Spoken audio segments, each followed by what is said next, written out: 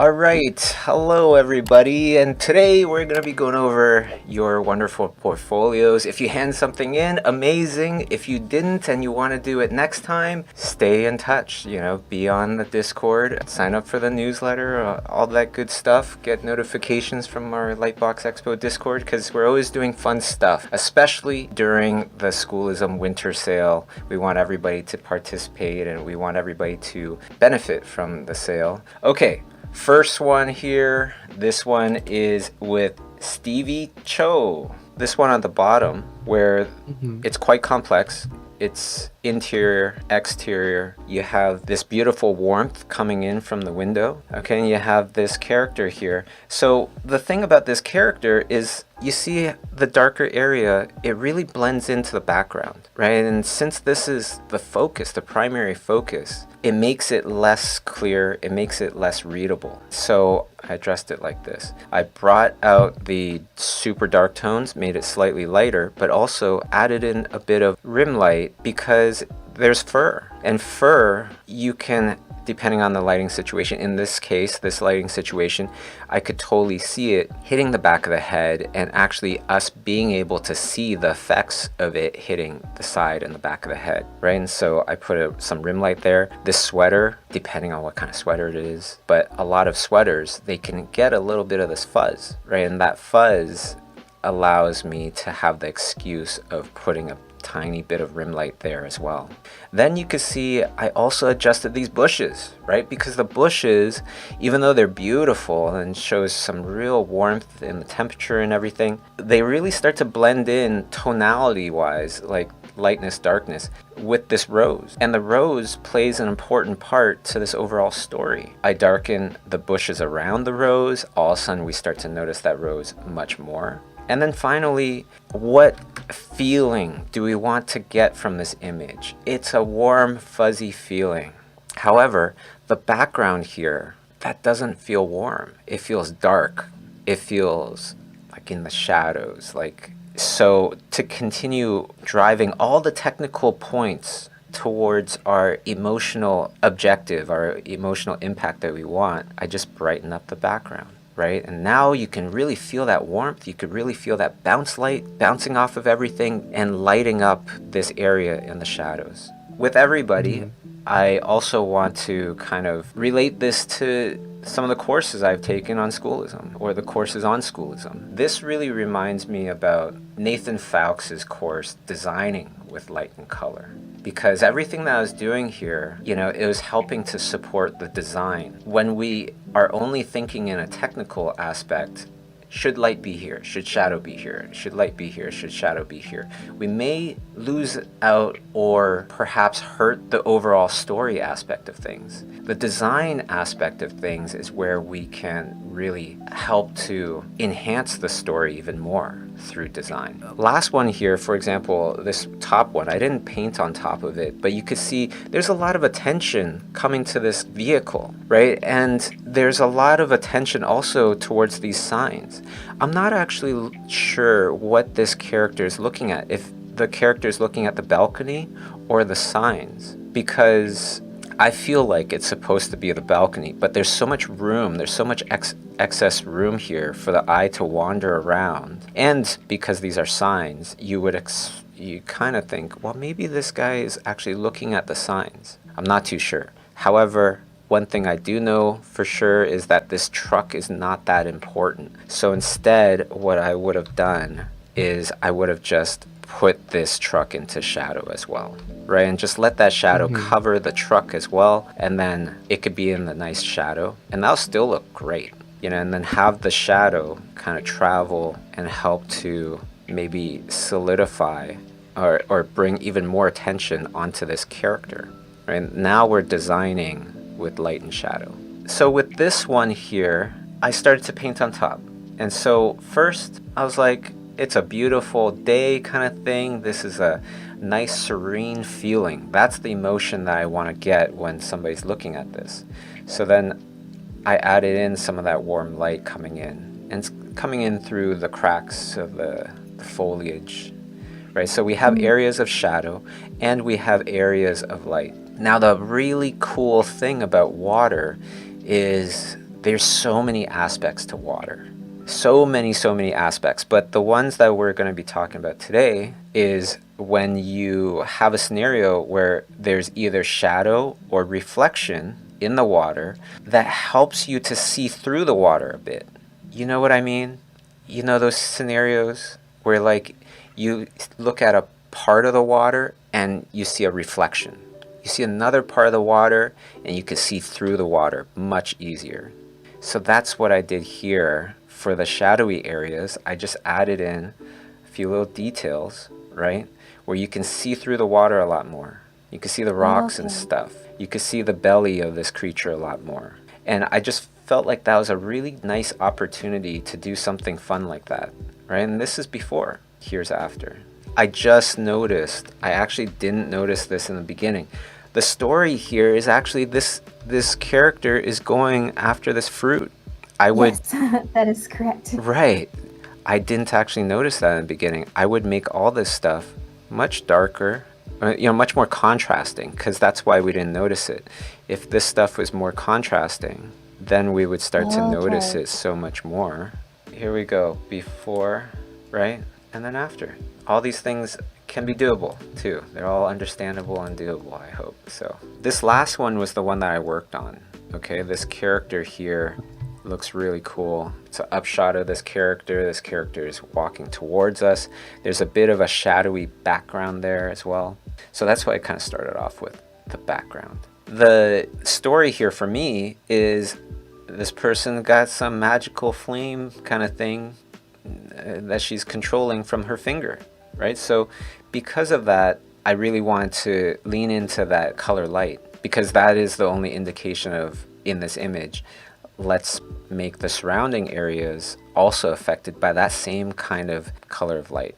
And then I put in some little hints of structures here of like statues or something. That's what I was kind of thinking with those. Anyways, now the next part to this is, well, how is this color of light going to affect the rest of this character? Dulling down that flesh color, because it's a little bit too much for this universe that's being lit by this color. Does that make sense, Aaron? Okay, so the one I worked on is this top one here. This top one here, it's not so much about the light for me as it is about clarity in this image. Where are we supposed to look at? We're supposed to look at the little kids. Are we supposed to look at that crack in the door?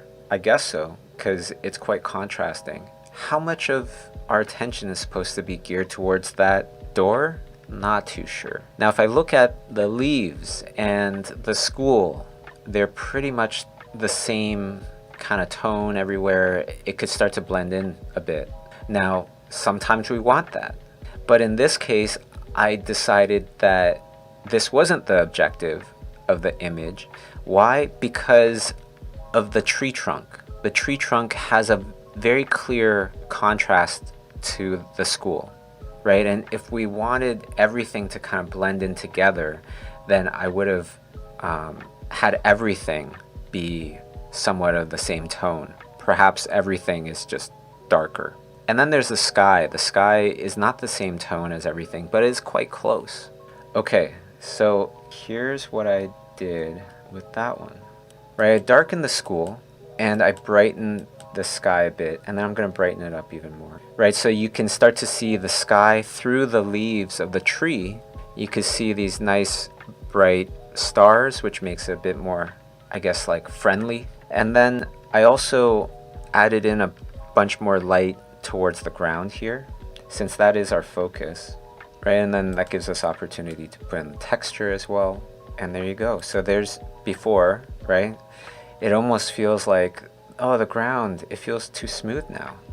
And the reason I put that texture in as well, like you could paint it like this, but then I would look at everything else and go, okay, well, if the ground is that kind of a texture, how should every other texture be, right? Because once you put in one thing, you're laying down rules for this universe. And you could lay down whatever rules you want. But once you lay down one rule, you have to justify it for the other parts, the other elements in your image. So the one that I painted on top of was my favorite one.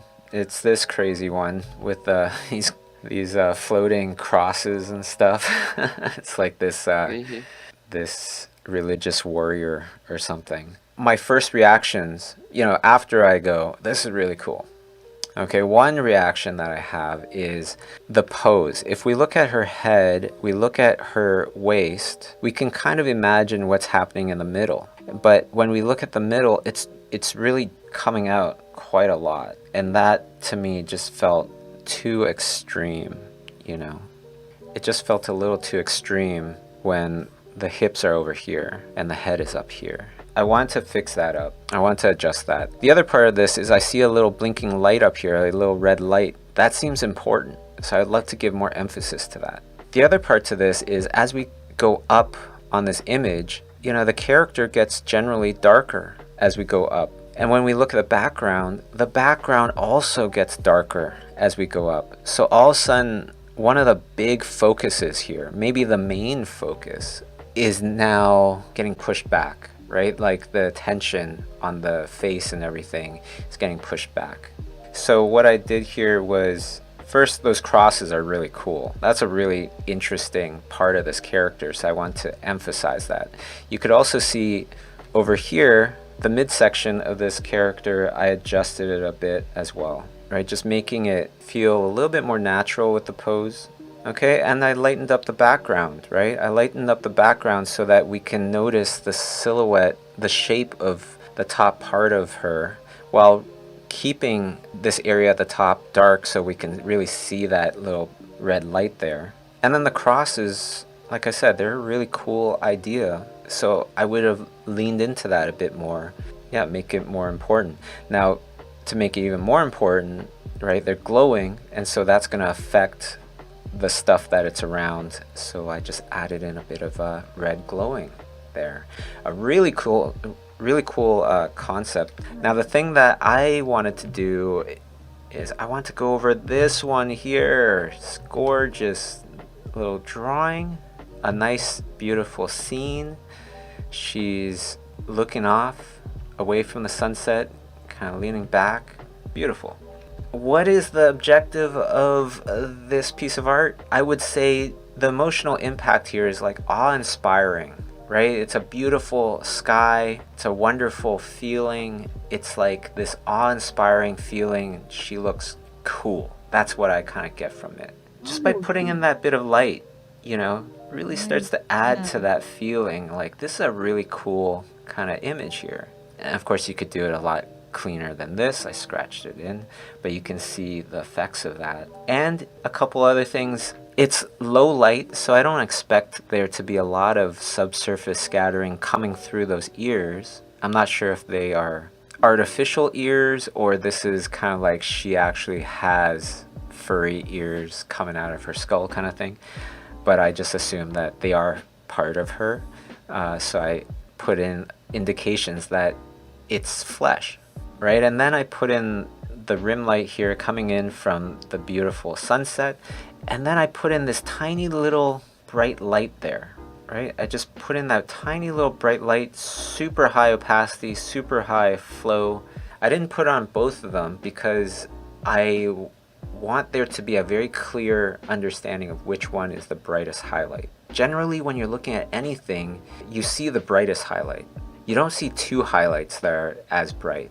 When you see too many highlights that have the same intensity, there's a different kind of feeling. You kind of get jarred a little bit, like you're at a concert kind of thing and seeing all these lights. So I stayed away from that. And there you go. And yours I actually painted quite a bit on. Okay, so I'm gonna show you what I did here. I actually worked on the Santa here.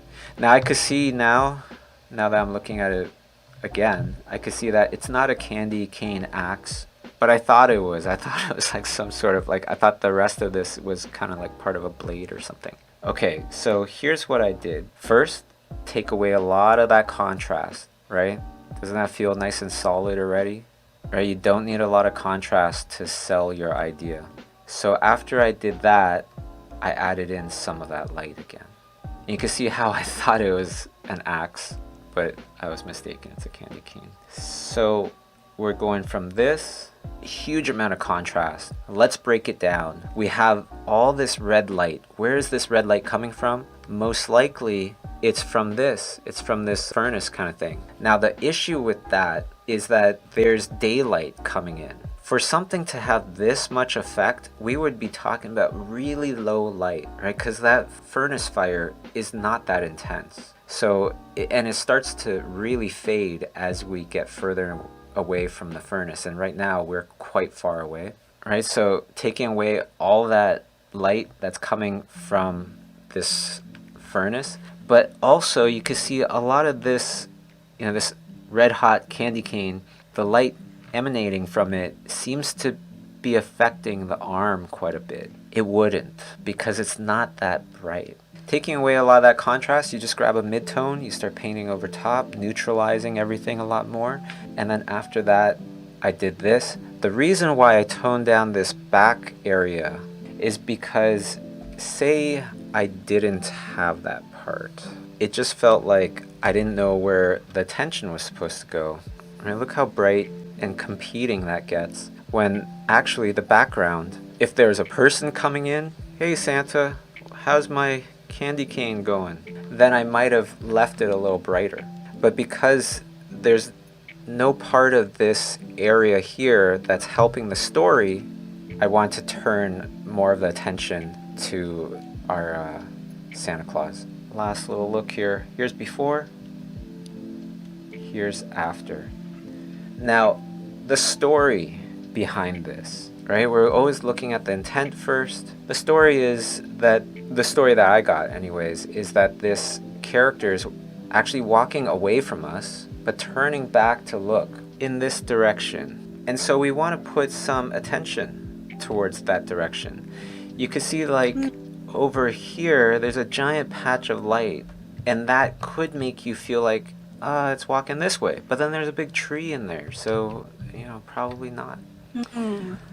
Okay, so let's go to the paint over, right, making more of a path. And then what I did was, you see these little patches of light that would hit the tree all over. I wanted to make sure that it hit one side of the tree more than the other. This also allowed me to kind of frame this area a bit more, because now there's not this other light over here guiding your eye a little bit further away.